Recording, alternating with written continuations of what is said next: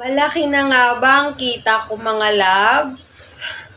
Anyway mga loves, hello, kamusta kayo? And ako ito okay naman. Ako mga loves.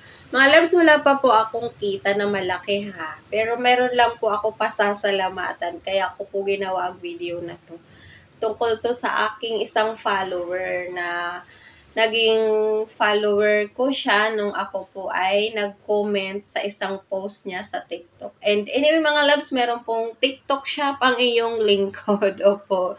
Kasi po mga loves, meron din po kitaan sa ibang platform, hindi lang po dito sa Facebook. Opo mga loves, pwede din po tayo kumita sa TikTok. Teka, lalaki ng ilong pa. Opo, and itong follower ko na to, kauna-una ang follower. Opo na nag-appreciate and pumuri po sa akin. Thank you sa iyo sis, thank you sa papuri. Para sa akin sis, napakalaking bagay sa akin na may pumuri sa akin at ikaw pa na iniidolo ko.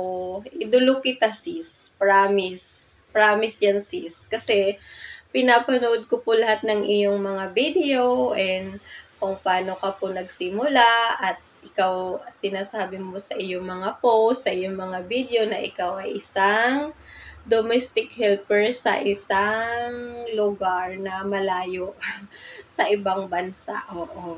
So, kaya thank you. Parang nagulat talaga ako sis sa sinabi mo na nabagaling ako. Salamat. Kauna-unahang follower na nagpuri sa akin, sa aking kaunting galing. Pinuri kasi ako nito ng isa kong follower na magaling daw ang iyong lingkod sa paggawa ng content dito sa Facebook at sa TikTok.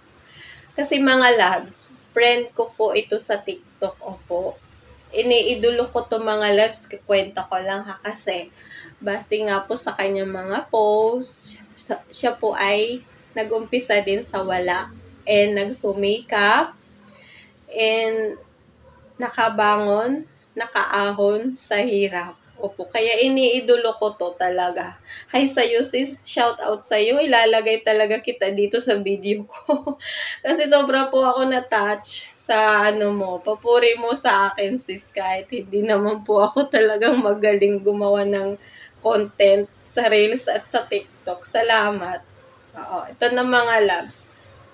Itong isang follower ko na to mga loves, kaya ko to nakilala kasi meron siyang pinost sa TikTok. Oo, sa lahat kasi mga loves ng sabihin nating finalo ko na nag-comment ako, siya lang po ang nag-iisang follower ko na pinalo ko na sabihin natin, nagsubaybay din sa akin since nag-start ako sa pagre-reels. Opo. Kaya i-content kita, sis. Kasi alam mo, sa totoo, sis, believe ako sa'yo. And basta believe ako sa'yo kasi ang husay mong negosyante. Opo. Siya po ay isang negosyante, mga loves. Pwede nyo po siya i-follow dito sa Facebook. Opo. Siya po ay napakagaling. Basta saludo ako sa iyo, sis. Kaya ako sinasabing saludo ako sa iyo kasi nagsumikap ka and narating mo yung goal mo. Lahat kasi sis ng mga video mo before pa na hindi ko pa gaanong alam tong pagre-reels. Pinapanood ko talaga sis. Kaya sinasabi ko dito sa video ko ay isa kang magaling. Opo. Eh napakagaling mo. Basta yun sis. Gusto ko lang magpasalamat sis kasi nga po ikaw lang po ang kauna-unahang follower na pumuri sa akin. Kahit hindi naman po ako magaling sa paggawa ng content. Mga loves, ito siya, oh. Diba? Yan siya. Napakagaling yan and talagang siya. Anong tawag dun mga loves? Yung napakagaling niya. Basta yun ang masasabi ko, magaling siya mga loves. I-follow nyo siya mga loves. Opo. Napakagaling nito. Ay, na yung sipon ko. Salamat sis, ilang masasabi ko. Ikaw pa lang ang nag-iisang follower ko na since nag-reels ako na pumuri sa akin na magaling ako. Salamat. Ilang mga loves, isi-share ko lang na merong taong nagpuri sa akin.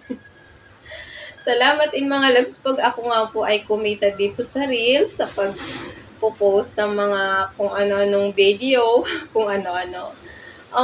Ipamamahagi ko po yan mga loves. Opo, hindi ko po yan nahawakan sa sarili ko. Kagaya nga nitong follower ko, napakabait. Kaya binibless ni Lord kasi napakabait niya. Binabalik niya sa mga tao ang kanyang narating. Oo, kaya salamat sa iyo sis. Ikaw pa lang ang kauna-unahang pumuli sa akin. Thank you. Mahalan tayo para umangat. Bye-bye.